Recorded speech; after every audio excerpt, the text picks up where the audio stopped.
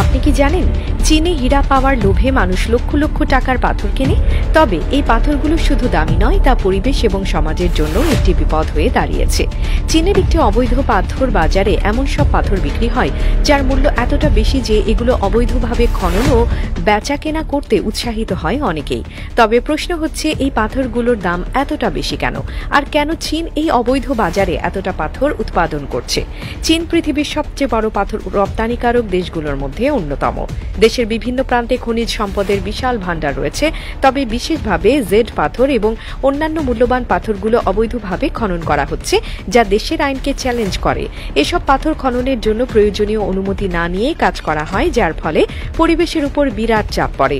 এমনকি কিছু এলাকায় যেখানে এসব পাথর খনন করা হচ্ছে, সেখানকার বাসিন্দারা তাদের জমি ও জীবিকা হারাচ্ছেন, কারণ তাদের আবাসস্থল ধ্বংস হয়ে যাচ্ছে।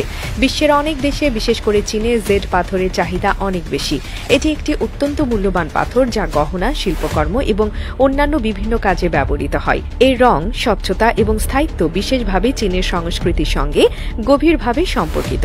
চীনের মানুষ বিশ্বাস করেন যে জেড পাথর তাদের সৌভাগ্য বাড়াতে সাহায্য করে, সেই জন্যই এই পাথরের প্রতি তাদের আকর্ষণ এত বেশি। কিন্তু এর দাম বেড়ে যাওয়ার কারণ শুধু চীনে নয়, পুরো বিশ্বে এর চাহিদা ব্যাপকভাবে বেড়েছে। এছাড়া অবৈধ খনন ও রপ্তানি চক্রগুলো দেশের পরিবেশে এক বিরাট বিপর্যয় সৃষ্টি করেছে। খনন কাজ এতটাই আক্রমণাত্মক যে পুরো এলাকা ক্ষতিগ্রস্ত হচ্ছে। স্থানীয় মানুষদের পাশাপাশি প্রতিবেশী প্রাণীও বিপদে পড়ছে।